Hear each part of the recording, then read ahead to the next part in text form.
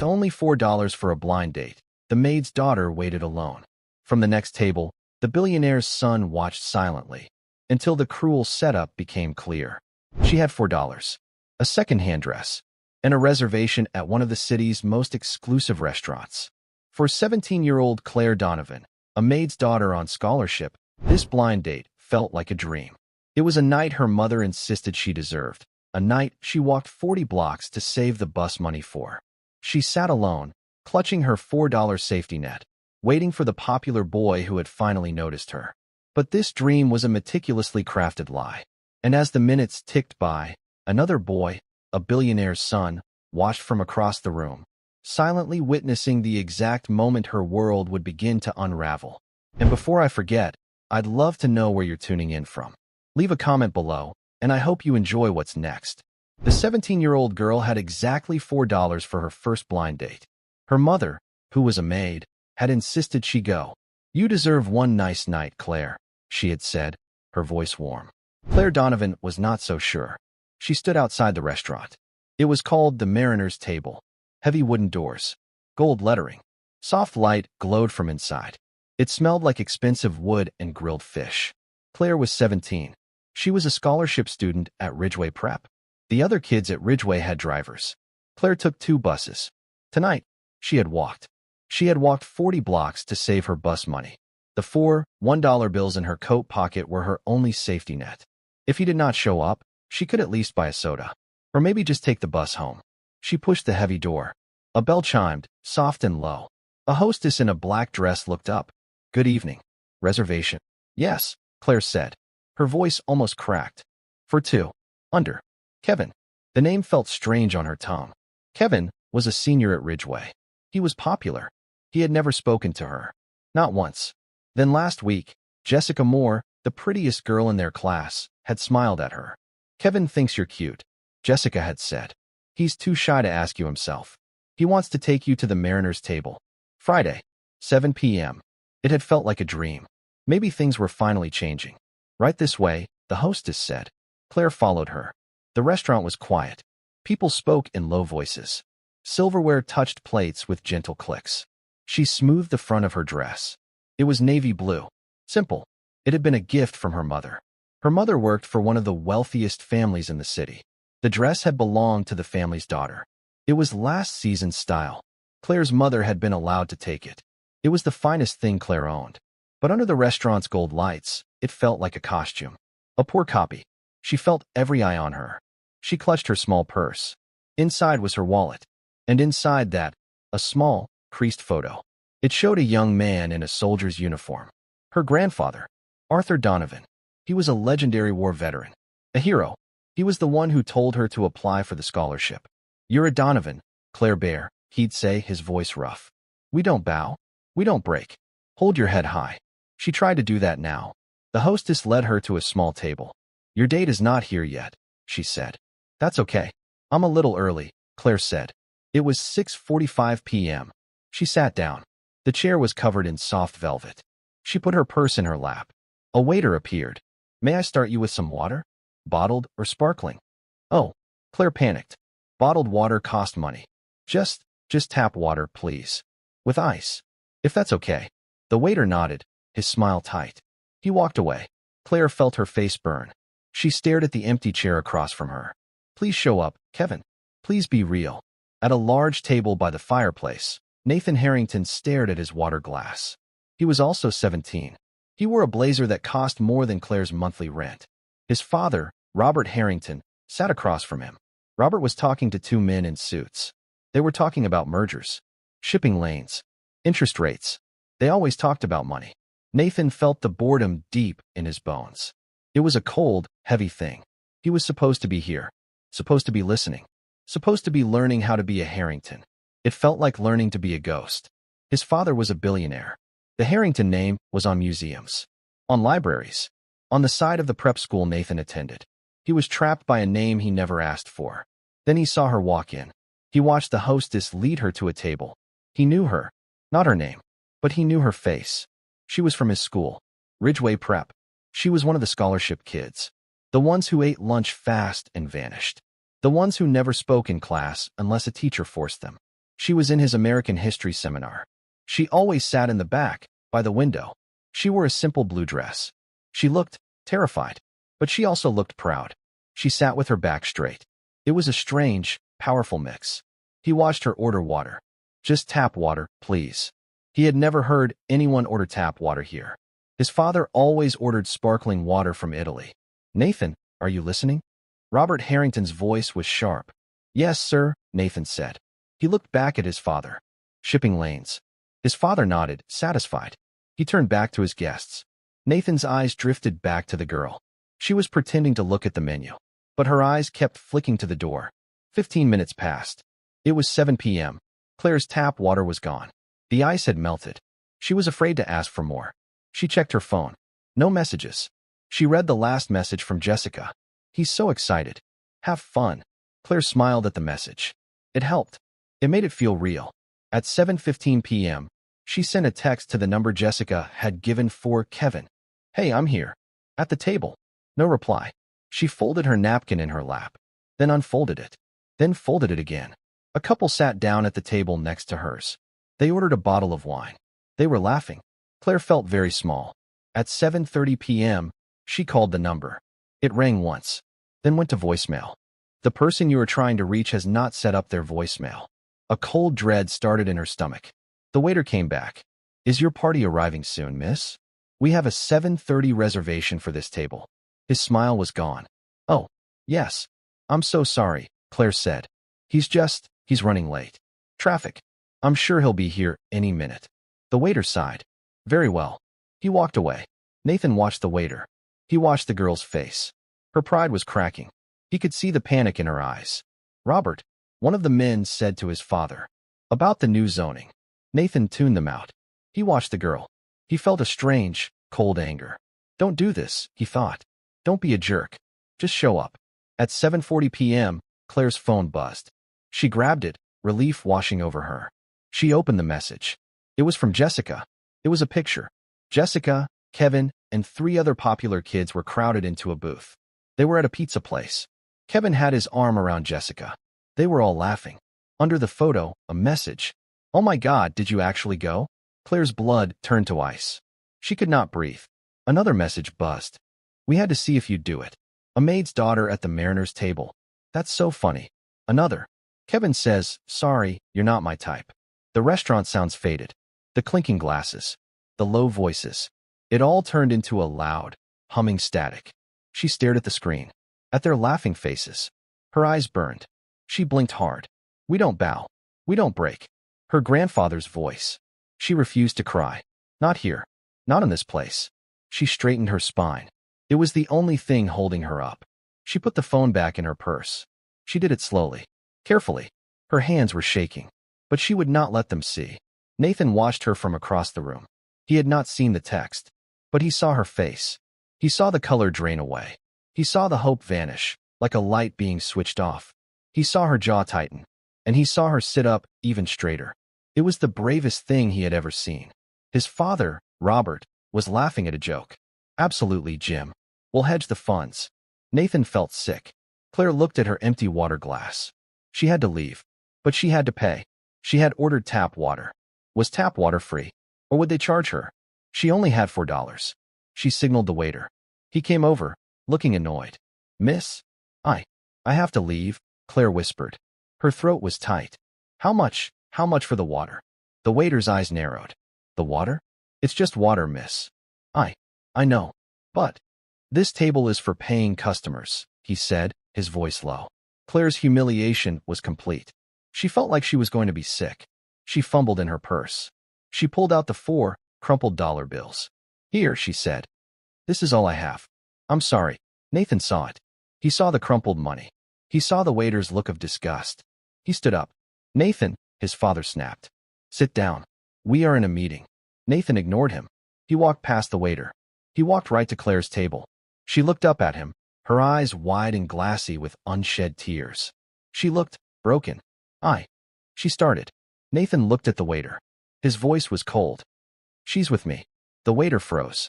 He looked from Nathan's expensive blazer to Claire's simple dress. Robert Harrington stood up. Nathaniel, what is the meaning of this? Get back to this table. The whole restaurant was quiet. Everyone was staring. Claire wanted to vanish. This was worse. 1,000 times worse. She was a scene. A charity case. No, I'm not, she said to Nathan. I'm leaving. Please. Just let me leave. She tried to stand. Nathan put his hand on the table. He looked at the waiter, then at his father. I'm sorry, father. I'll be right back. He looked at Claire. You're not leaving. You're moving. He grabbed her hand. It was cold. What are you doing? She whispered.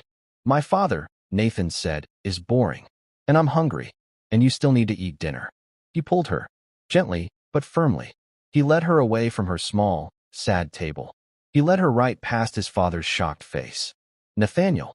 Robert's voice was like thunder. Nathan did not stop. He led her to his own table. The big one by the fire.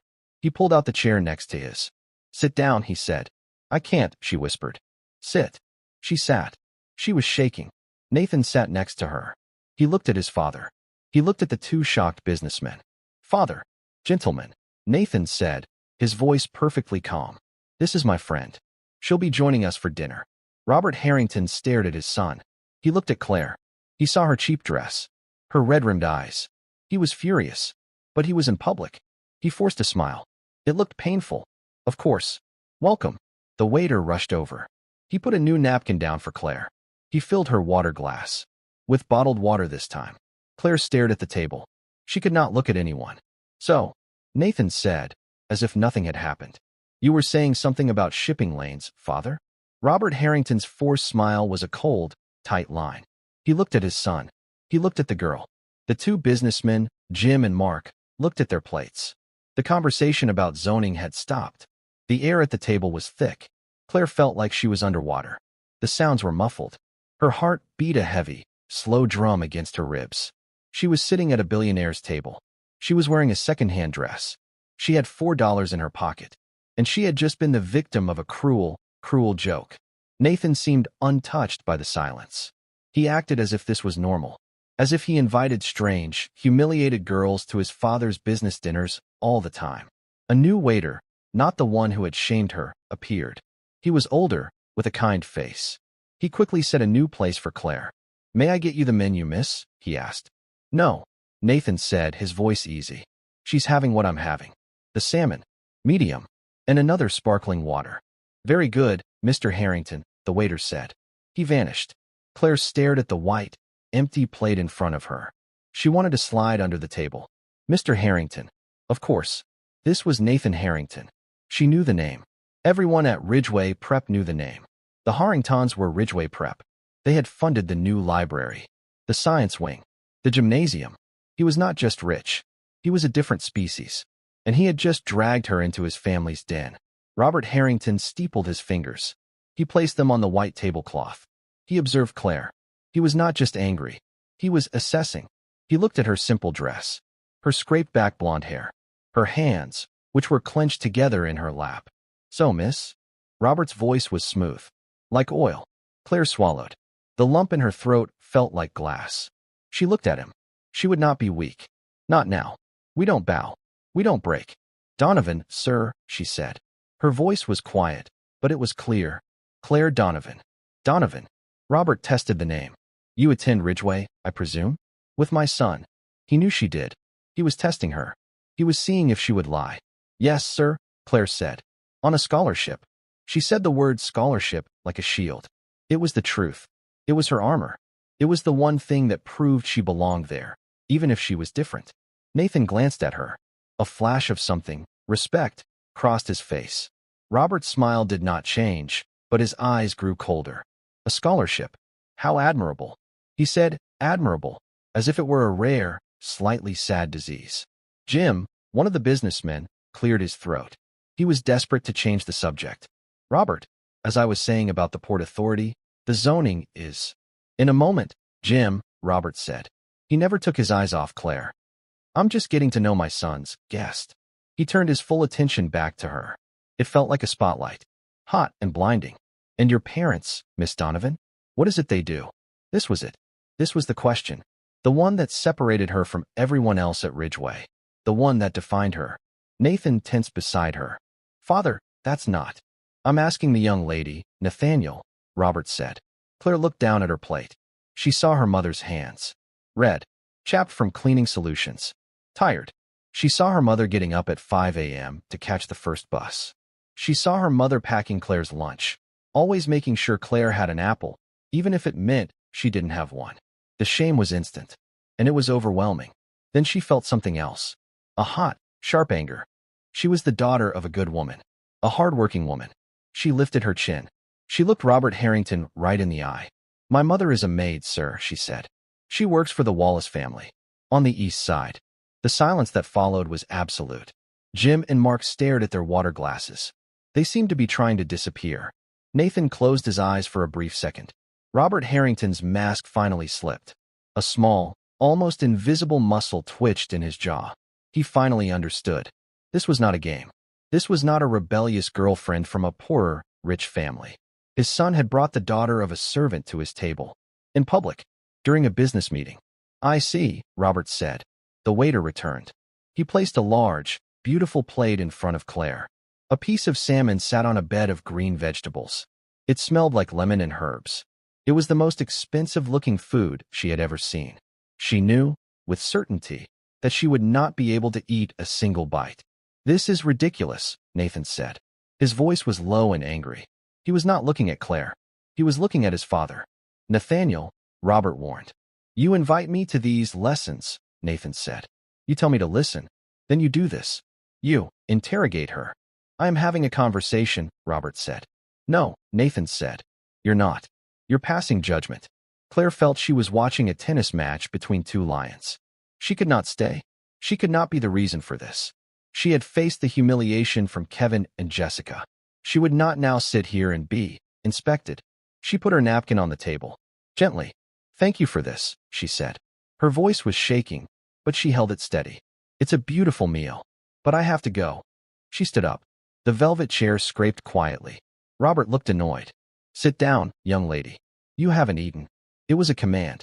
He was used to people obeying. "No. Thank you, sir," Claire said. "I've lost my appetite."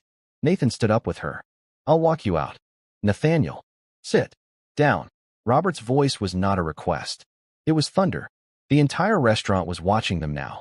The quiet couple. The businessmen. The waiters. Nathan looked at his father. It was a long, silent moment. The son challenging the father. "No," Nathan said. He reached into his pocket. He pulled out a $20 bill. He threw it on the table. "For her water," he said. It was a sharp, defiant act. It was an insult. It was meant to be. Robert Harrington's face turned a dark, angry red. "Let's go," Nathan said to Claire. He didn't grab her hand this time.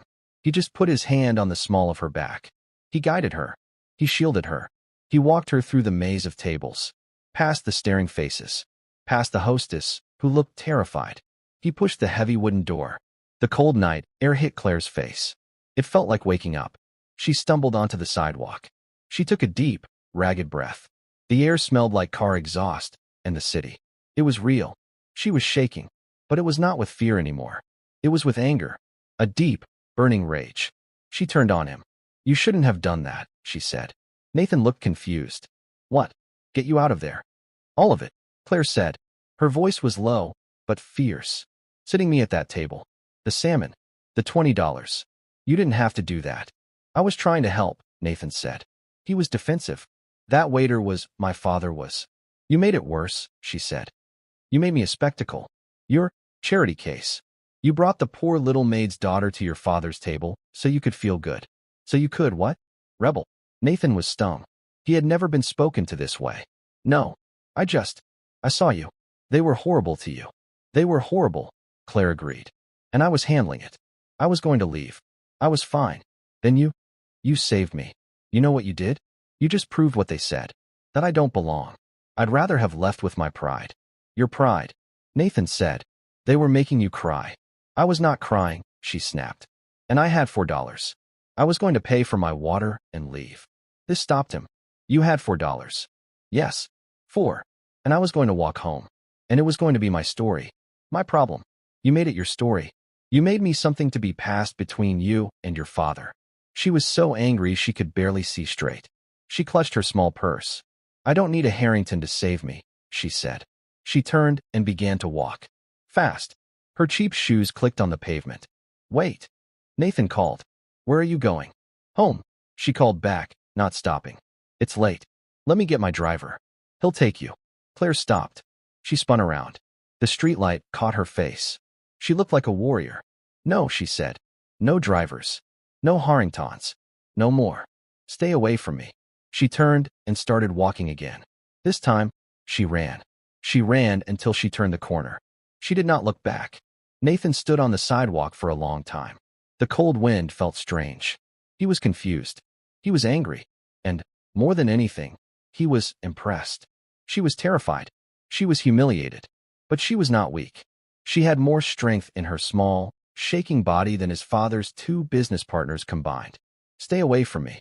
He felt a strange pull. He wanted to do the exact opposite. He turned and walked back into the restaurant. The mood was ice. The businessmen, Jim and Mark, were standing. They were finishing their drinks. Robert, thank you for the meal, Jim said. He was avoiding eye contact with Nathan. We'll be in touch. We'll have our people call your people. Yes, thank you, Mark said. They practically fled the restaurant. Now it was just father and son. The table was a wreck. Claire's untouched salmon sat between them. Nathan's $20 bill was still on the table. Robert Harrington slowly, deliberately, picked up the $20 bill. He folded it. He tucked it into his son's jacket pocket. A cheap gesture, Nathaniel, he said, his voice dangerously calm. Never use your own money when mine will do. Nathan sat down. He felt tired. She was being bullied. She was, Robert agreed. He signaled the waiter. Check. You agree? Nathan was shocked. Of course. Those children who tricked her? Vicious. Tacky. New money. But that is not your concern. Robert leaned forward. You will never, ever, embarrass me like that again. Do you understand?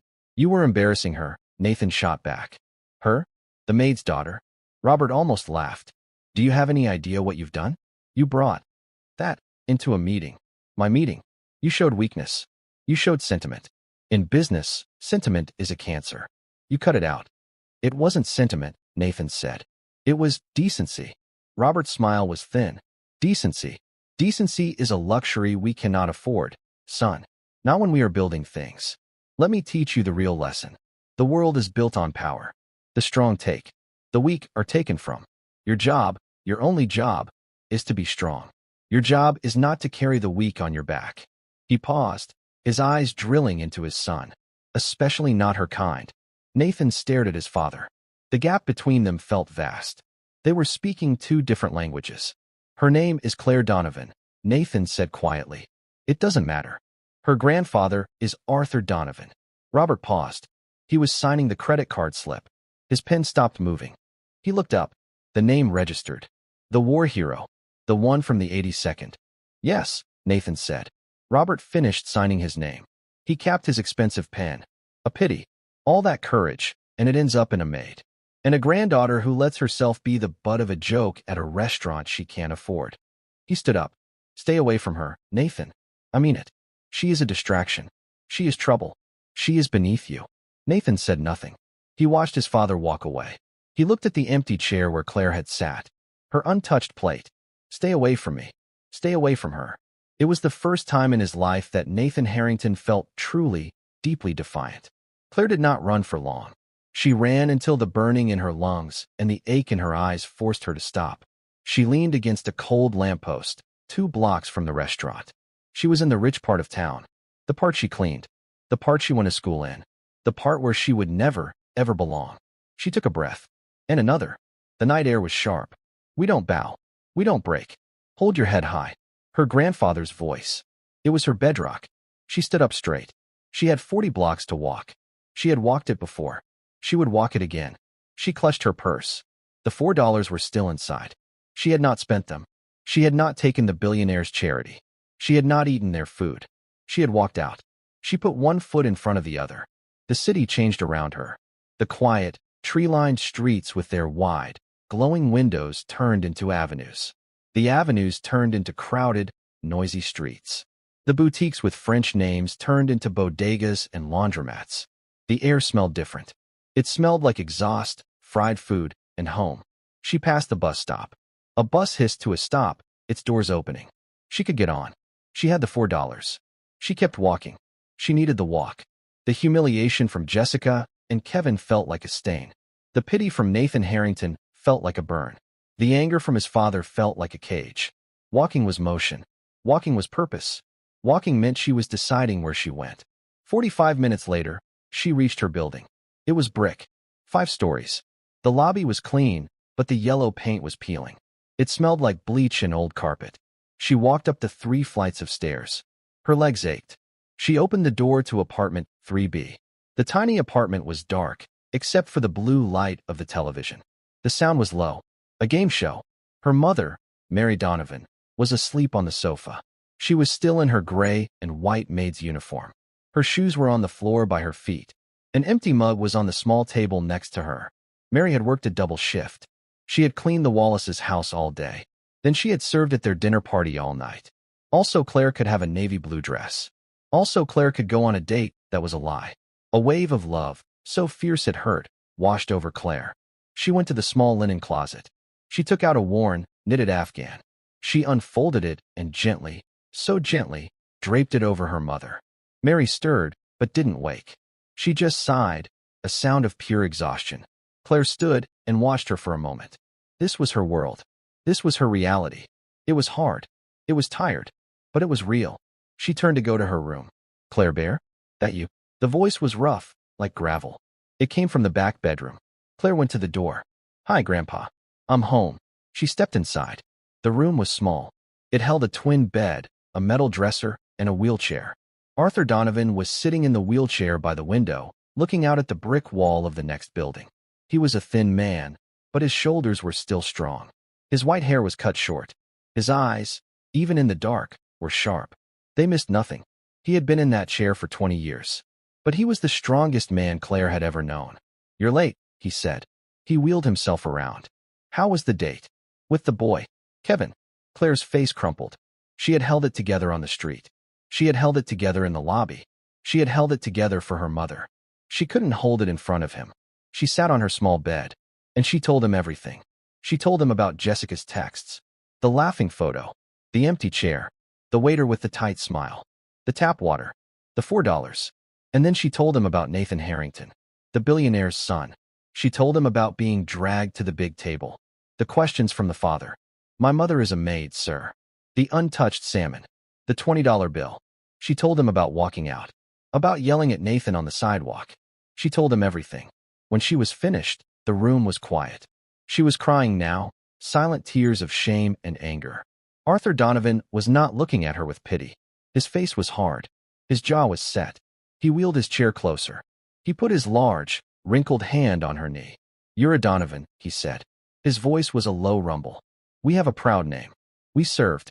We fought. We never, ever, let anyone tell us what we are worth. He looked her in the eye. Did you cry in front of them? No, Grandpa, she whispered. I waited. I'm crying now. That's all right, he said. You're allowed to bleed at home, but not on their battlefield. He squeezed her knee. That billionaire. The father. He asked what your mother did. Yes. And you told him? You didn't hide it. I told him. I said she's a maid. Good girl, Arthur said. Good. You never, ever be ashamed of your mother. She works harder than that man ever has. She works with her hands. That's real. He just moves numbers around. He paused. And the boy, the rich one, Nathan. I told him to stay away from me, Claire said. He tried to give me a ride. He made it worse. He made me his charity project. Arthur nodded. Slowly. He's a Harrington. I know that name. Old money. Built this city. They're different, Claire. They're not like us. His father, Robert, he's a shark. And that boy? He's the shark's son. You were right to tell him to stay away. He tapped her knee again. Now, this is what you do. You're going to sleep. And on Monday, you're going to wake up. You're going to put on that scholarship kid uniform. And you're going to walk into that snake pit. That Ridgeway prep. Grandpa, I can't, she whispered. They'll all know. They will know, he said. His voice was iron. And you will let them. You will walk past them. You will hold your head so high your neck hurts. You will look through them. You know why? Because they are hollow, Claire. They are cheap. They are built on jokes and their daddy's money. You are solid. You're a Donovan. You are built on something real. Claire looked at her grandfather. The hero. The man who had faced things she could not imagine. She took a deep breath. She wiped her eyes. Okay, Grandpa, she said. Okay, now go to bed. And don't you dare slam the door. Your mother is sleeping. Monday morning was a cold, gray sky. Claire rode the two buses. She held her grandfather's words in her chest. Hollow, solid, real. She walked up the wide stone steps of Ridgeway Prep. The school looked like a university. Its stone walls were covered in ivy. It was built to last forever. It was built by people like the Harringtons. She pushed open the heavy oak doors. The main hall was loud. And then, as she stepped in, it changed. The loud chatter of teenagers dropped. It became a low, hissing wave of whispers. She felt it. Every eye. She was the girl. The maid's daughter. The one who actually showed up at the Mariners' table. She kept her eyes forward. She walked toward her locker. Her heart was a rabbit, trapped in her ribs. Hold your head high. She could see them. The popular crowd. They were at their lockers, a tight, loud group. And at the center, Jessica Moore. And Kevin. They saw her. Jessica's face lit up with a smile that was all teeth. It was a predator's smile. She stepped away from her friends. She walked right into Claire's path. Claire, she said, her voice bright and fake. Oh my God. I've been texting you. How was Friday? The hallway was silent now. Everyone was watching. Claire stopped. She was trapped. Kevin was behind Jessica, leaning against a locker. He was smirking. He wouldn't even look her in the eye. We felt so bad, Jessica said. She put a hand on her chest. Kevin's dad, had this last-minute family emergency. He just couldn't make it. He feels terrible about it. It was a lie. A lazy, insulting lie. Claire said nothing. She looked at Jessica's perfect, smiling face. So, did you wait long? Jessica pressed. Did you, order anything? The group behind her snickered. Claire thought of her grandfather. She thought of her mother, asleep in her uniform. She took a breath. She looked at Jessica. Not with anger. Not with fear. With nothing. She looked at her like she was a bug. It was an education, Jessica, Claire said. Her voice was quiet, but it was clear. It carried in the silent hall. Jessica's smile faltered. This wasn't the reaction she wanted. She wanted tears. She wanted yelling. What? I learned something, Claire said. She looked past Jessica to Kevin, who finally met her gaze. I learned what you're both made of. She paused. It's nothing special. The snickers stopped. Kevin's smirk vanished. Claire stepped around Jessica. She did not run. She walked. Each step was measured. She walked down the hall to her locker, unlocked it, and started pulling out her books. She could feel their eyes on her back. But no one said a word. She had won. She had survived. Down the hall, hidden by an alcove near the library, Nathan Harrington had seen the entire thing. He had gotten to school early. He had been dreading this moment. He had seen her walk in. He saw the whispers start. He had tensed, ready to what? Intervene? Save her again? He heard her words. I learned what you're made of. It's nothing special. He watched her turn her back on them. He watched her walk away. His father's voice echoed in his head. She is weak. She is beneath you. His father was wrong. She was the strongest person in this entire building. He felt a hot, strange surge of something. Anger. And admiration. He stepped out of the alcove. He walked past Claire, who was fumbling with her books. Her back was to him. He walked straight toward the popular crowd. They were still frozen, confused by Claire's response. When they saw Nathan, they straightened up. Nathan Harrington was their king. He was the sun they all orbited. Hey, Nate, Kevin said. He tried to sound casual. He clapped him on the shoulder. You hear about the joke we pulled on? Nathan's face was cold. He looked at Jessica. That was a cruel thing to do, Jessica, Nathan said. His voice wasn't loud, but it was like ice. It cut through the hall. Jessica's jaw dropped. What? Nate? It was just a joke. She's a nobody. No, Nathan said. It wasn't a joke. It was pathetic. He turned his gaze to Kevin. Kevin, who was a foot taller than him, suddenly looked small. And you? Nathan said, his voice flat. You're a coward. Kevin's face turned a dull, angry red. What did you say to me? You heard me, Nathan said. He didn't raise his voice. He didn't have to. You're a coward. You let her do your dirty work. And you humiliated a girl who did nothing to you. He looked at the group. All of you. It was pathetic. Nathan didn't wait for an answer. He turned and walked away toward his homeroom. The social order of Ridgeway Prep had just cracked, wide open. The king had just defended the scholarship girl. At the end of the hall, Claire had heard it. She had heard every word. She turned, her history book clutched to her chest. She watched Nathan's back as he disappeared into a classroom. He had done it again. He had defended her. But this time, it wasn't a rescue. It was an alliance. She was confused. She was angry. And she was, for the first time, a little bit afraid of what he had just done. He had painted a target on both of their backs. The rumor of what Nathan Harrington had done in the main hall spread through Ridgeway Prep faster than fire. By lunchtime, the school was split. The popular crowd, Jessica, Kevin, and their followers, was furious. They treated Nathan with a new, cold respect. He was still their king, but he was a king who had turned on them. They couldn't touch him. So, they focused on Claire. It was different now. The whispers were not just hissing, they were openly hostile. As she walked to her locker, a girl accidentally slammed a locker door just as she passed. Claire flinched, her books scattering. Kevin and his friends laughed. But then, something else happened. A boy she'd never spoken to, a quiet kid from her math class, bent down and helped her pick up her books. He didn't say a word. He just handed her the stack and walked away. In the cafeteria, she sat at her usual table. Alone. A group of girls from the popular crowd walked by. One of them tripped. Her tray, full of ketchup and fries, tilted. It was aimed right at Claire. Watch out. A hand shot out. Nathan Harrington. He had been sitting 3 tables away. He moved so fast, Claire didn't even see him. He didn't stop the tray. He just put himself between the girl and Claire. The tray of fries and ketchup hit him, right in the middle of his expensive, blue Ridgeway blazer. The cafeteria went dead silent. The girl who had tripped turned white. Oh my God, Nathan.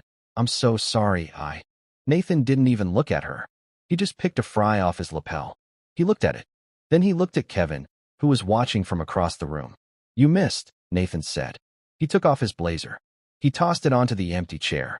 He was wearing a simple white shirt. He sat down at Claire's table, right across from her. Claire was frozen. Her heart was hammering. What are you doing? She whispered. I'm eating lunch, Nathan said. He gestured to her tray. Are you going to eat that? You can't sit here, Claire hissed. They're what? Nathan said, his voice loud enough to carry. They're going to throw food at me? Good. I'm hungry. No one moved. The entire social structure of the school was melting down. Claire looked at him, at his white shirt, now stained with ketchup. Your father? You're making this worse.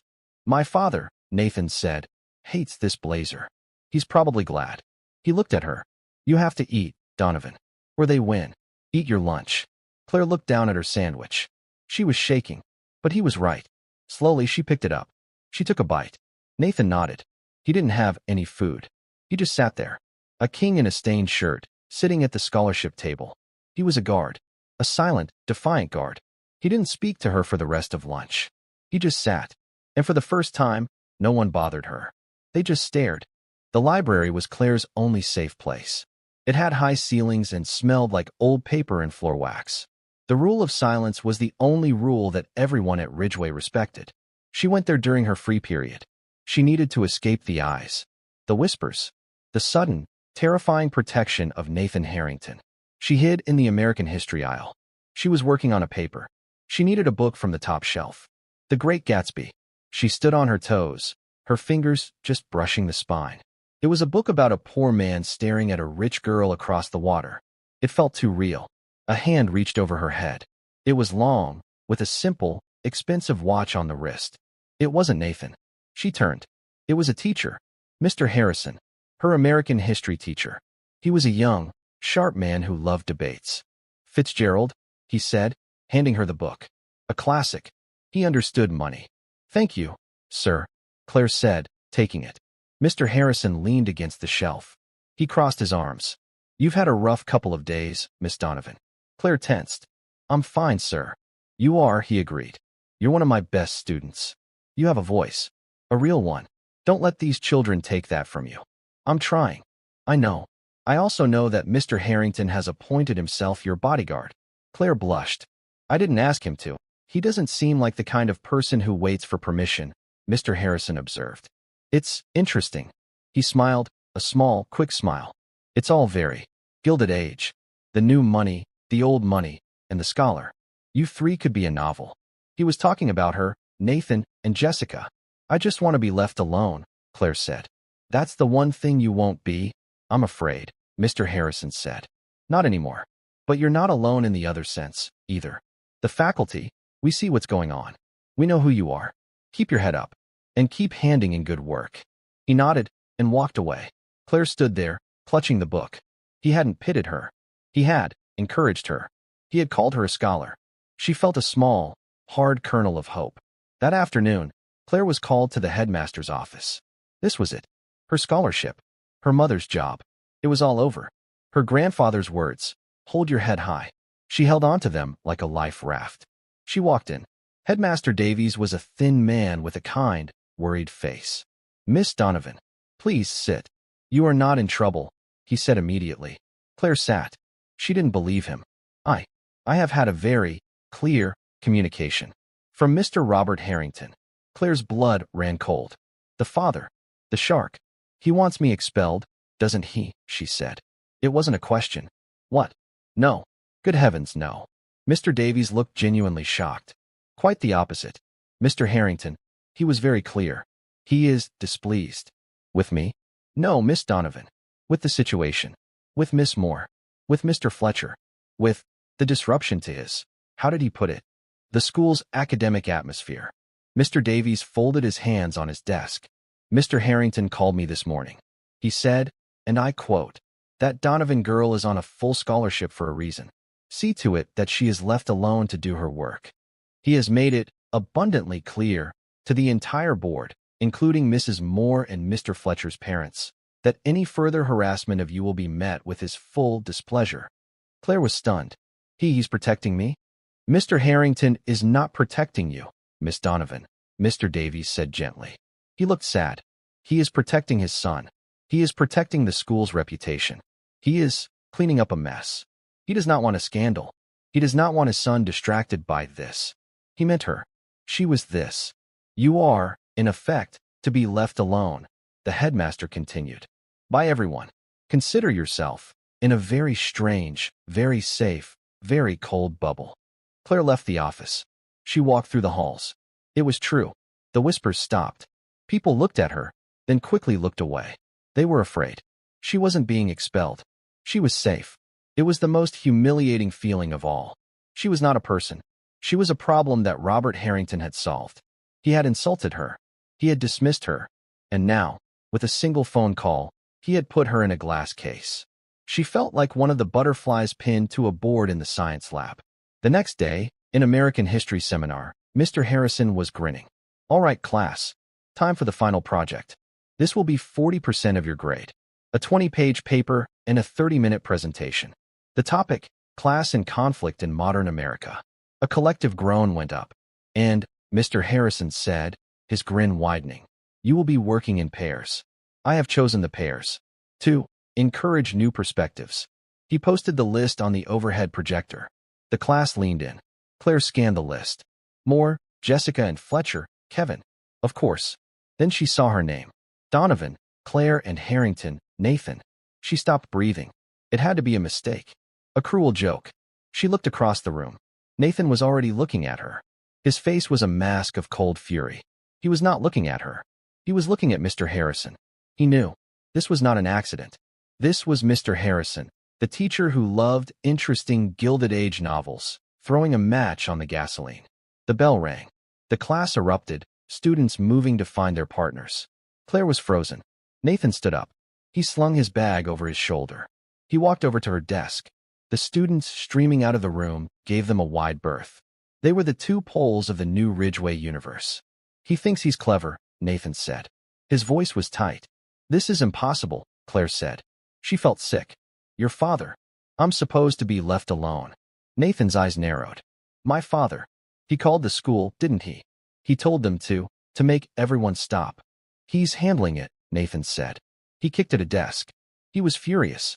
He's putting out the fire. He's trying to control me. And Mr. Harrison is fighting back, Claire whispered. Looks like it. Nathan sighed. He ran a hand through his hair. Look, I don't care.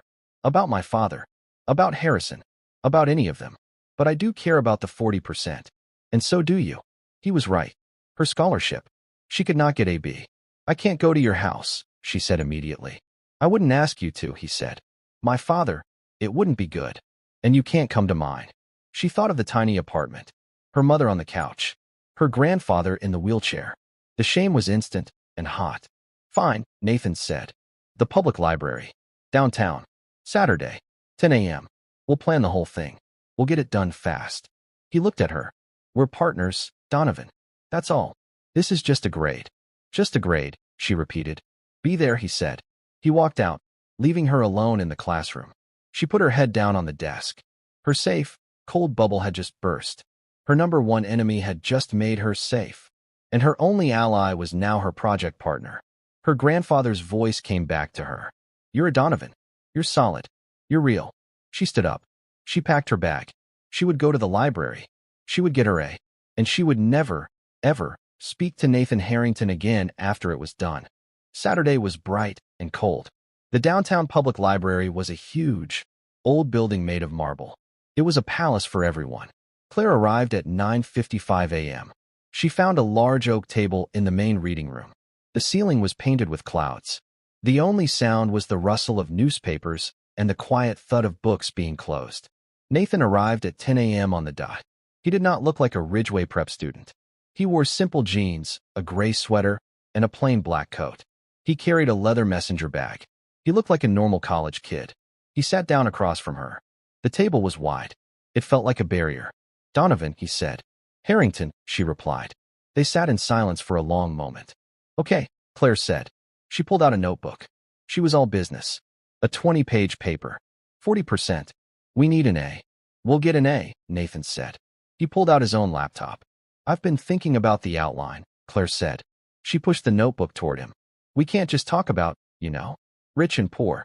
It's too simple. Nathan read her notes. He was surprised. She had broken the topic down. Economic stratification. Inherited responsibility versus earned opportunity. Social mobility. The invisible labor force. The invisible labor force, he read aloud. What's that? My mother, Claire said, her voice flat. The people who clean the houses, serve the food, drive the cars. The people you see, but you don't see. They are the engine of your world, but they don't have a voice in it. Nathan looked at her. He nodded. Slowly. Okay, that's good. That's one half of the paper. What's the other half? This, he said. He typed a few words on his laptop and turned it around. The Gilded Cage. The Gilded Cage? Claire read it. You mean you? I mean the expectations, Nathan said. He was quiet. He leaned forward. The world you think we have. The freedom. It's not real. It's a different kind of trap. My father, my grandfather, my great-grandfather. I'm not a person. I'm a link in a chain. My entire life is planned. The school, the university, the company I'll run, the woman I'm supposed to marry. He looked at her. You think you have no choices. I have no choices, either. They're just more expensive. Claire stared at him. She had never, ever thought of it that way. She thought of his father, the cold, powerful man at the restaurant. Sentiment is a cancer. Your father, she said. My father, Nathan agreed. He's the architect of the cage. They looked at each other. They were not friends. They were partners. But for the first time, they understood each other. They were on opposite sides of the same high wall. So, Claire said, that's our paper. The invisible engine and the gilded cage. How they hold each other up. Yeah, Nathan said. He almost smiled. Yeah, that's it. They worked for 3 hours. They didn't talk about school. They didn't talk about Jessica or the cafeteria. They just worked. They built the outline. They divided the research. It was easy. He was smart. She was smart. The work was good. At one point, Claire looked up. He was writing, his face serious. He wasn't the king of Ridgeway. He wasn't the defiant son. He was just Nathan, a 17-year-old boy, trapped in a life he didn't want. And he looked at her. He didn't see the maid's daughter. He didn't see a scholarship case. He saw the person who had stood up to his father, the person who had called him out on the street, the person who was smart enough to get an A with him. I need one more source, Claire said, breaking the silence. There's a book. America's Class, 1945 to 2000. It's rare. The library has it, but it's checked out. Nathan's face was unreadable. I know that book. You've read it? It's in my father's study, Nathan said. He's got a private collection. Oh, Claire said. She looked away. Well, I'll find another source. No, Nathan said. It's the right source. I'll get it. I'll drop it off for you. Tomorrow. No, Claire said, too quickly. Don't. You can't come to my. I'll meet you in the lobby. 4 p.m. He was already packing his bag. We need the A. Donovan. He left. Claire sat there, her heart pounding. He was coming to her building. The next day, at 3:55 p.m., Claire was waiting in the peeling, yellow lobby. She was sick with nerves. The door opened. Nathan Harrington walked in. He looked wrong. In her building. He was too clean. Too expensive. He held the thick, dark blue book. Donovan, he said. Harrington, she said. She reached for the book. Just a minute, Claire Bear. The voice was like gravel. Claire froze. Her grandfather, Arthur Donovan, wheeled himself out of the slow, grinding elevator. He was in his chair, dressed in clean, pressed trousers and a collared shirt. He had shaved. He rolled to a stop between Claire and Nathan. He looked up at the boy. Arthur was thin, but his presence filled the lobby. Grandpa, Claire whispered. This is Nathan. He's my project partner. Arthur looked at Nathan. He looked at him for a long, hard 10 seconds. He was not looking at a boy. He was looking at a man. He was assessing him. Harrington, Arthur said. I know your name. Sir, Nathan said. He stood straight. He did not look away. You're Robert Harrington's son, Arthur stated. Yes, sir. I am. I knew your grandfather, Arthur said. We served on a board together. Years ago. Before this. He tapped the arm of his chair. He was a tough man. But he was fair. So I've been told, sir, Nathan said. Arthur nodded. You brought Claire a book. Yes, sir. For our project. Nathan held it out. Claire reached for it. But Arthur put his hand up. Wait. Arthur looked at Nathan again. You're the one. The restaurant. And the school. Nathan didn't answer. You took a tray of food for my granddaughter, Arthur said. Nathan's face was unreadable. Ah, yes, sir. Why? Nathan was silent. He looked at Claire, then back at Arthur. Because, sir, it was wrong. What they were doing. It was pathetic.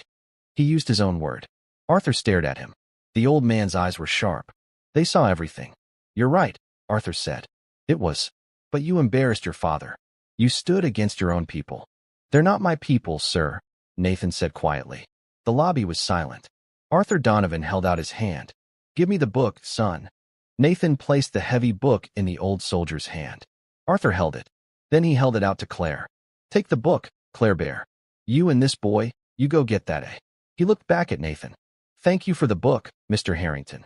And thank you for your decency. He turned his wheelchair. My ride is here. Claire, I'll see you at dinner. He wheeled himself out the front door, leaving Nathan and Claire alone. Nathan let out a breath he didn't know he was holding. He had just been tested. And he had, somehow, passed. I have to go, Claire said. She clutched the book. Right. Nathan looked at her. I'll see you in class. He walked out. Claire watched him go. He was the son of a shark. But he was the grandson of a fair man. And he had just earned the respect of a hero. The day of the presentation, the air in Mr. Harrison's class was thick. Jessica and Kevin had just finished. Their presentation was all bright colors and shallow quotes. They talked about how anyone can make it in America. It was hollow. Thank you, Mr. Harrison said, his voice flat. Next, Mr. Harrington, Miss Donovan. They walked to the front. Claire's heart was a drum. Nathan looked calm. Then she saw him. In the back row, sitting in a student desk. Robert Harrington. He was in a perfect, dark suit. He was watching. His face was stone. Claire felt sick. This was a trap. Nathan caught her eye. He gave her a small, almost invisible nod. We don't bow. Claire took a breath. She turned to the class. Our project, Claire began, her voice clear, is class and conflict in America. But it's not about what you think. It's not just about rich and poor. She started. She spoke about the invisible engine. The millions of people, like her mother, who wake up at 5 a.m. The ones who clean the schools. The ones who serve the food. She used statistics. She showed pie charts. She wasn't angry. She was factual. She spoke of a world that existed in the shadows of Ridgeway Prep. A world of work, of honor, of exhaustion. The class was silent. Jessica and Kevin were sinking in their seats. Then it was Nathan's turn. He stood next to her. My half of the project, he said, is about the gilded cage. He never looked at his father. He looked at the class. He spoke about the burden of a name, of expectations set at birth. He talked about a world where choice is an illusion, where your only job is to become a copy of your father. He spoke about sentiment being a cancer, about decency being a luxury. His father's face did not move. He just watched his son. The conflict, Nathan said, is that both of these worlds are real, and they are both traps, and they both rely on each other to exist. The cage, he gestured to himself, is built and polished by the engine. He gestured to Claire. Claire spoke the final line. The question isn't who is right. The question is, how do you get out? They finished. The room was absolutely silent. Mr. Harrison stared at them. He looked moved. He started to clap, slowly, and then the rest of the class joined in. It was a real applause. Robert Harrington did not clap. He stood up. He adjusted his suit. He looked at his son. He looked at Claire. He gave a single, curt nod, and he walked out of the room. Weeks later, the snow was just beginning to fall. The semester was over. They had gotten their A. Claire was at her locker. She had survived. The world at Ridgeway had settled. She was no longer a target or a project. She was just Claire Donovan, the quiet, smart scholarship kid. It was all she had ever wanted. Her phone buzzed. A text. From Nathan. The Mariners table. 7 p.m. My treat. Claire's stomach dropped. She stared at the message. This was a joke. It had to be. She texted back. No? He replied instantly. Why not? Claire typed. I'm not a joke, Harrington. And I'm not a project. A new message. I know. It's just dinner. We finished the project. Come on. Please. She thought. What did she have to lose now? She typed, I'll come. But you're wrong. He replied. Claire, it's my treat. I've been saving up. She went. She walked in. The same heavy door. The same soft lights. The hostess smiled. Reservation? Yes, Claire said. For Donovan. Right this way. The hostess led her to the same small table. Nathan was sitting there. He was not in a blazer. He was in the same gray sweater from the library. On the table, there was no wine. No sparkling water. There were 2 glass bottles of Coke and a large basket of French fries. Nathan stood up when she got there. Hi. Hi, she said. She sat down. I ordered for us, he said. I hope that's okay. Claire looked at the fries. She looked at the Coke. She looked at him. You said, it was my treat, she said. She was confused. I did, Nathan said. He pushed the basket of fries toward her. The total comes to $4. Plus tax. Claire stopped. She stared at him. He was smiling. A real, small, nervous smile. Claire felt a laugh bubble up. It was the first time she had laughed in months. She opened her purse. She pulled out her wallet. She took out the 4 crumpled $1 bills. The ones she had saved from that night. She placed them on the table. Keep the change, she said. He laughed. Deal. He handed her a Coke. She took a fry. To our A, Nathan said, lifting his bottle. To our A, Claire said, clinking hers against it. They ate fries. They drank their Cokes. They sat at the small table in the expensive restaurant. It was not a date. It was not a rescue. It was a beginning. And that's where we'll leave them, at that small table, with a basket of fries and 2 Cokes. I hope this story gave you a chance to step out of the everyday and just feel for a bit. It's a reminder that we never truly know the quiet battles others are fighting or the small gestures they're waiting to share. I'd love to know what you were doing while listening. Maybe just settling in or on a break from your own busy day. Let me know in the comments below. Drop a line in the comments. I really do read them all. If you want to make sure we cross paths again, hitting like and subscribing makes a huge difference. Thank you for spending this time with me.